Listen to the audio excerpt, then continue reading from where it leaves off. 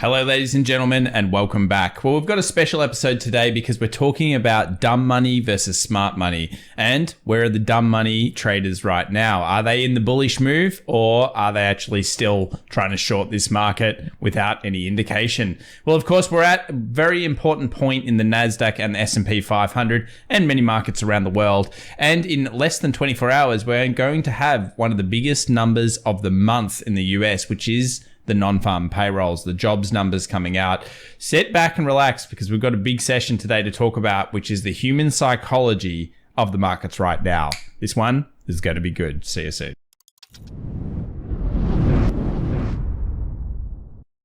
So welcome back everybody to the daily show where we talk about stocks, commodities and cryptos. If you like any of those markets, consider subscribing and of course, smash the like button if you enjoyed today's video. Let's begin by talking about human psychology, dumb money versus smart money. Now, a lot of the time you want to be buying the fear and of course selling the greed. So are we at that point? Well, interestingly, we'll focus on this a little bit later because we just reached the 0.6 reading and you'll notice that's similar to a few times this year, which turned out to be spiking periods. But let's look back at the history of how this indicator has worked. Is it always 100% accurate? No, nothing is. But as you can see here, when we've had spikes, sometimes it's been around or led into falls. Here we had a monstrous spike in, of course, dumb money. Soon after that, we get the pandemic. Over here, we have a spike in dumb money. We get a pullback. Over here, spike in dumb money. We get a pullback. So this indicator can be quite good for figuring this out. And as we move over here, you'll see how good it's been in 2022 so far. In January, we got the reading, obviously around here, January 4th, we know what happened. The market started to fall down. The market continued to fall down, then it started rallying, and right around that March-April period, we got another dumb money read that said, you know what, maybe it's a little bit too high. What's just happened? Well, as of literally a few days ago, August 1st, you can see here, we hit a new high here with the dumb money, 0.6. So we've started to rally, we've continued to rally, and all of a sudden everyone is convinced that the bottom is in. We do have a good video coming up about whether that statistically is likely on the weekend, so make sure to subscribe for that one. Let's also talk about this chart here. This is the amount of shorts from retail coming into the market. Notice shorts have declined heavily. We saw some massive shorts over here.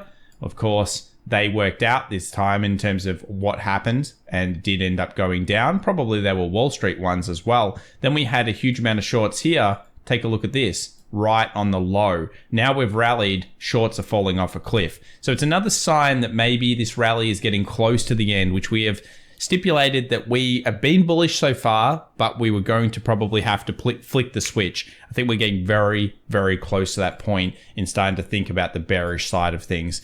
Why is that? Well, sentiment as well. Look at the new sentiment reading we just got, 38.9%. That is less bearish than it was the previous weeks overall. And we've seen that the bears are kind of running away and the bulls are coming back into control. This is now getting closer to what we would call a normalized market sentiment. And if we go back to some other dates, here we've got June. We all know what happened after that. A lot less bearish people. And all of a sudden it went down. And then let's go and have a look at March. Wow, this was a big one. 27.5% of people were bearish. 35.4% of people the week before that. And then it all collapsed. So dumb money is coinciding at the same time with, of course, the surveys, which means that yes, overall, that would make sense. We've got here an annualized yearly decline from, of course, the markets across the board. As we know, most years you get like around that 6 to 8% pullback. You can see the stats around that over these kind of periods of generalized, you would say, very bullish markets. That's usually a good time to potentially apply that dollar cost average. However, in bearish markets, what do we tend to see? Well, we know that the stat reads out around 32%. We've also seen 24% negative this year, which is already a big number. And of course, it's rare to see such events, which is why people were buying those zones. But what an interesting chart. And it shows you dot plotted here all the worst times in history. A lot of big investors, what they look at is risk versus reward. A lot of investors, as in retail investors, don't think about that. How much reward am I going to potentially make for the risk that I'm now taking? When you get into those negative 20 or 30 or even 40% numbers, it starts to play the long game where you say, well, wait a second, if I hold this for a year, 2 years, 3 years, 4 years, and it's a quality company or a quality index, Shouldn't I be able to make money? Well, a lot of the time, the reward is better than the risk, and that's when it starts to pay to look at those numbers. Let's now move over to midterm election years. As we know, August, September, and October often coincide with high levels of volatility, regardless of inflation, regardless of everything else that we're seeing right now in markets. And I just don't understand why nobody's talking about that. It seems like everyone's forgotten about why midterm election years tend to be usually pretty volatile. Well, we've still got that coming. Beats rate continues to drop. That means that even with the low expectations of the street, as we see more and more companies release their results, only 66% now on the beats rate. That drops like almost a percentage or two a day. Misses 675, beats 1,328. Still okay, but not as good as you would hope. In terms of bigger earnings coming through, we've got DraftKings coming on Friday, Western Digital. Not too many really large companies. We'll go into the next week where we start to see a few semiconductors coming out as well. That might really rile up the markets depending on what they say about supply constraints and things moving forward. But let's have a look at the VIX. Well, the VIX is calming down. It's like, nothing to see here. We've long speculated that we would get into that 21 to 20 area, maybe even 19, before we saw the next kind of spike in volatility. And this is due to, again, a few reasons. There were too many people bearish. VIX 40 was one of the most bought calls that we saw in the markets. And this was a huge buy. There were people all over that trying to buy VIX 40 calls. Now we look at the dates. Look at these dates. 9th of Feb. Well, we know what happened there. We got that, of course, bounce off in the market. 29th.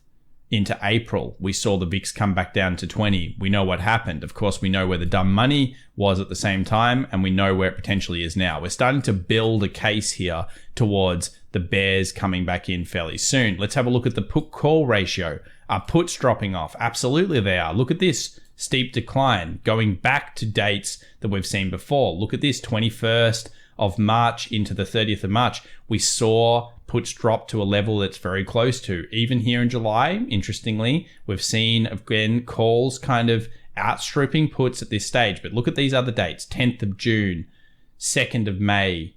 These are points where we started bottoming in markets. These are points where we started getting tops. And that's why it pays to look at these put-call ratios, bring it together with your technical analysis. Pretty powerful stuff there. Let's have a look here as well as the SP 500 stocks above the 50-day moving average. Well, we know, again, the dates here. We've looked at it before. We've got November last year. Of course, a bit of weakness there. We've got January. Remember the timing. April. And now. Well, it's interesting that we're here. Do we know exactly where the high is? Absolutely not. Do we know that it's starting to get a little carried away? Most likely. Pullbacks generally do occur around these types of periods. We'll move over to some other charts. We'll look at the US dollar. What's it doing? Frankly, not that much. Broke through kind of a little bit of defended zones, going back potentially to retest that. Maybe we drop back through.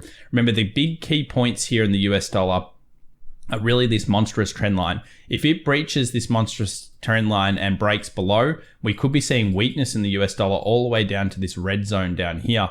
If it, of course, rallies and we get a new high, then we might go and test either this zone up here, which is the price of around 107.50 or higher. To guess right now is probably not worth it. We have the jobs numbers come out. That will most likely affect the US dollar and rates, and therefore they'll be going ballistic potentially during that number. Now, when will it happen? 8:30 a.m. New York time, just before the market opens on this Friday. If we look here, the euro, again, it's kind of floating around. There were some nice defended zone buys. As we know, this area here we've been talking about now for a few weeks. Very strong zone. To break that to the downside will be significant, and then we'll be looking for shorts on the euro. At this stage, it remains bullish off this area, and in the middle of here, kind of unknown at this point. We'll move over to US oil. Weakness ensued. Of course, we got through that low. We've been talking about this one. It was really just weakness, weakness, weakness. I guess I'll maintain the general idea that I have moving forward on oil. I still feel like oil could easily get back over the next 12 months to $60-something a barrel. Now, I know that sounds crazy right now, but I've thought that for a while now. I've been talking about my bearish stance on oil all the way through all of this, and that's on the medium to long term. In terms of what happens here, you could kind of see it pulling back a little bit doing some retesting, and then potentially coming back down. Short-term targets for a lot of people will be sitting around here, around that $84 a barrel. And I can tell you that December is already trading around 84 to 82 a barrel. So it does look like oil's coming down. This is demand destruction in full force, thanks to the Federal Reserve, of course, raising rates at such a fast pace. Gold, it's in an interesting area. We talked about gold weakness being possible anywhere around in here. I still will stick with that story. I think big ramp here, absolutely squeezing the funds. There are so many large funds that were short gold. Luckily, we use technical analysis to find the zone down here, and we've been very bullish on it. But I do think that in this area, it poses a threat towards the sell side. I wouldn't be surprised at all for a lot of leveraged funds to be kind of reducing their positions, if not fully reversing them throughout this point. But usually what markets will do is they'll kind of hit a level, everyone will get sucked into the buy zone, and then they'll come back and allow entry at a later date. So that's why we say patience, react, don't predict, because in this case, we know that we're in a target zone. We know that we may have already reached it. This could be a peak and it could come down. Non-farm payrolls will probably show us the next move for gold, and that will lead from Friday through to early on next week with the trade. Be very careful around this 811, 812 zone. That should be heavily defended by the market. You would think there's a decent amount of orders sitting behind there, and I doubt it can easily pop through that without a significant pullback. Key levels of support at this stage sitting around 1754. That's now been defended multiple times. So it looks like pullbacks into this zone could be amazing small-term opportunities. You go into the smaller time frame, figure it out from there. Tesla's hitting kind of a resistance high, so it would make sense for markets to be close to their tops. If Tesla does breach that 950, where could we be going? Bottom of this monstrous trend line that we've seen last time. Remember the dates. Funnily enough, Tesla kept running after that 25th of March. So we ended up seeing Tesla go ballistic in that last blow off before it came back down. Do we get it again? Breach through, boom, boom, something like that. Well, time will tell, but we're certainly under resistance. Apple, very similar, made a slight high there in the last 24 hours and then it came back down. Little pullbacks. This is that kind of, is it worth the risk reward ratios? You've got that 170, 150 as the next level, and you've got a very nice take profit that we've been talking about for a while. Gaps have been left behind in stocks here. So we have many gaps, and although it doesn't mean they have to fill, it just kind of helps us to bring that story together that we have to, at some point, you would think, pull back through this rally. This is a significant rally now. In only a few weeks, look at this with Apple. Apple from the 17th of June, so we're talking about not that long ago, has returned 28.51%. Now, that's not on a vertical train like it was from March to the top of March here. That was a ballistic run. We got 20%. It's actually more now. But that was just like boom, boom, boom, boom, boom, boom, boom. I remember thinking that was statistically unlikely to ever occur. Well, here we're at crunch time. We're very close to it. And again, watch the video on the weekend. We'll be putting out some special info about that. Let's have a look at the US 2-year. Still kind of hovering, 3.05. It hasn't been steadily dropping, which is what you'd want to see with this market rally at the same time. It seems to be kind of going up. Let's find out what happens with the jobs number. If we see real spikes, we come into the weekend, we're sitting at 3.4% on the 2-year. Yeah, I don't think this rally has much longer to go before it has problems. I mean, that's just my opinion, but I think it would be semi-valid when we bring some of those stats together. Let's have a look here at the XJO, the ASX 200, for all the Australian viewers out there, giving you some love at the moment. We're still around this area of problems. So again, it's slowly kind of pumping higher as much as it can, making slight higher highs. If you put an indicator on this, almost all of them will be showing you divergence. But at this stage, I do think we're following the US more than anything else. So the US will be the key here. Remember, we've got that low sitting around 69.18, which could be a big sign that things are starting to crumble in this market should it be taken.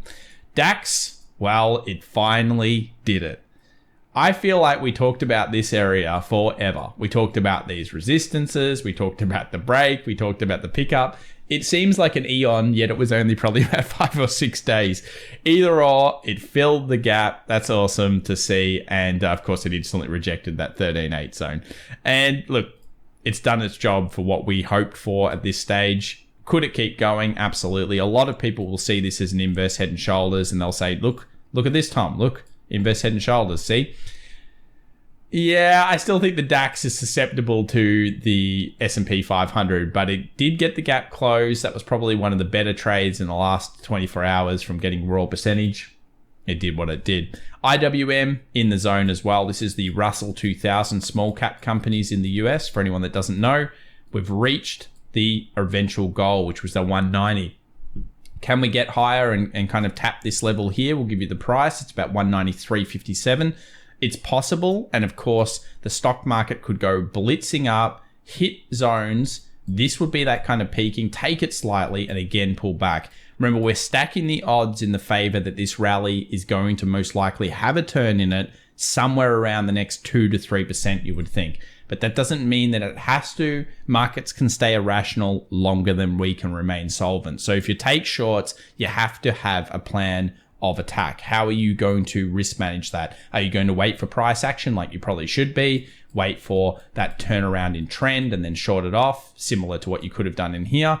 Are you going to use options? These are all selections you have to pick. Nasdaq, as we saw at the start of the video, is right on that downward trend line. It's a huge tester here. A lot of people will go super bullish on their calls, I think, if it gets through here. Obviously, we know where the 61.8 fib is. And last time, we got back to what you guessed, 61.8 fib of that pull. So somewhere in here is where you're kind of starting to say, well, is it really worth me not being nimble and fast? Do I have to feel the FOMO? Do I need to be back in? Well, not so much. And we'll talk about that in the weekend video. Maybe we don't have to feel too much FOMO. Abundance mindset, guys. A lot of you have been writing in and saying that's changing the game for you. Guess why? Because if you come from an abundance mindset, think about all the opportunities you've missed. Just think logically. This year and 2021 and 2020. If you'd missed one, was there another opportunity? I'm just going to take a couple of seconds here and say, yeah, there always is. If you missed tech, maybe that was clear to you and you thought, oh, I could have got tech. Guess what? Energy was there as well. There were plenty of stocks after that. There's always another opportunity, guys. Never feel the FOMO. There's no point. Why? If you feel the FOMO, you lose. And you've just got to be real with yourself in that, in trading, investing, or anything in life, really. Abundance mindset, maybe that'll help a few of you out there. Let me know in the comments down below if it does. I'd be super interested to see how many of you have been applying that stuff. Few of you give me great feedback. Let's go over here to the S&P 500. What's going on there? 41.51. We're testing those previous highs. I think it was about 41.76 here. And we have this very interesting point kind of hovering around in this zone here, this 61.8. This is the previous gap that has been left, the monthly R1, and kind of that full-on biggest case scenario of markets getting up to this high. Somewhere in here you would think is absolutely the end of this run if it keeps going ballistic. So many people are going to be so upset if it goes up another 3 or 4% and they're feeling like they missed out. That's probably when you're going to get that super bull kind of FOMO, and that's usually where you get that pullback. And of course, has anything really changed in this market? So we've got still tensions. We still don't even know if we hit inflation peaks. Ask yourself that question all the time. So yes, effectively, we're really close to those highs. Let's take a look at the S&P 500. It's putting pressure on these futures stop losses. So there's probably some orders sitting behind each one of these highs here. And I wouldn't be surprised at all to blitz those first. Take out quite a few of these. Get everybody into the FOMO, especially imagine if you did that after non-farms. Everyone goes, yeah, it's going long. And then, oh, whoa. Think about the ultimate trap. We discussed maximum pain. We are still not bearish on this market though. Do we have any particular sign saying to go bearish yet? We know we have a defended zone. We have this area sitting around that 40.80. We know that we're making a series of higher highs and higher lows generally on the higher timeframes. So we don't really have the sequence that you would expect. Now, if you go like this, okay, all right, now we're talking different because all of a sudden you've made a new peak, you've taken out the low, and then you're pulling back. That's that point where you say, well, wait a second. Yeah, all right, not too bullish anymore. Maybe we're not. Some signs that things could be turning as well. Options market. Max pain actually rose to 409. This is the first time in a while we've seen the options chain go bullish. So that means that people are starting to buy calls at faster rates, which is kind of good because we know there's so many puts still stuck in these systems. 390, still huge amounts. 400, still huge amounts. And that 410, still more puts sitting on 410 than calls. So you would think that the market holds up above that 410 for now. I just don't see how it would go underneath with still options expiring pretty nicely. 409 is the max pain. Don't use it as the gospel. That doesn't mean you can go short it off. Remember, third week's the big one, but it's interesting to see where the options lie for the expiration and those calls coming back in. Bitcoin, hard to read right now. Really hard. It's all over the place. And I've said this for a few weeks. This is just a chop market. It's so difficult to trade unless you're on really small time frames. Some of you will say, oh, look, it's easy. I took that level above, like you said, and it came down. I went long. Look, it is still bullish on the generalized charts, but look at these spikes up and down. It's just ridiculous. So I think you've got to have a little bit more of a plan. You've always got to say to yourself, do you have edge in this market right now? So if you're looking at this, you might say, well, I don't know, maybe this 23.6 is a big level. We've made a new low. We breach it, pull back a bit, maybe I'll go long. Something like that. But at this stage, yeah, it's all up in the air until we see the non-farms number. If you haven't already, come and follow us over at FX Evolution on Twitter. And of course, we have a special promotion because you guys got us to 100K. We're giving away one of each of our courses, including our mentoring package, which is a big one. So if you're interested in it, free login just down below. Just put your name down. We'll have that drawing on our Monday live stream, and of course we'll contact you afterwards. So follow us at FX Evolution. Come join us in Discord. We've got a private and a public Discord. The rooms are amazing. They're always buzzing with great information and shares, which is great. And come follow us there. We saw, of course, also the Bank of England going up with rates, 1.75% current rate now. And as we see, the big number coming. This is the one to watch, guys. This is the non-farm payrolls, 8:30 a.m. New York time. It's always fun, and don't be surprised if it does something like this. Goes one way and then goes the other. Often the opposite of the initial run is what non-farm payrolls is, I would say, known for. And I've watched it for, 14 years. Maybe I haven't hit every one of them and watched every one of them, but I've seen a lot. And I would say it's one of those events that tends to do the fake rally in one area and then or fake dump and then goes in the opposite direction. We'll find out whether it does this time. I'm sure many of you will have comments about it over the weekend. And yeah, stay tuned for our weekend video. It's going to be pretty amazing. Remember to comment, subscribe, like, do all those things, guys. Thanks so much for getting us to 100K again. What a week. And we'll see you on the weekend. Bye for now.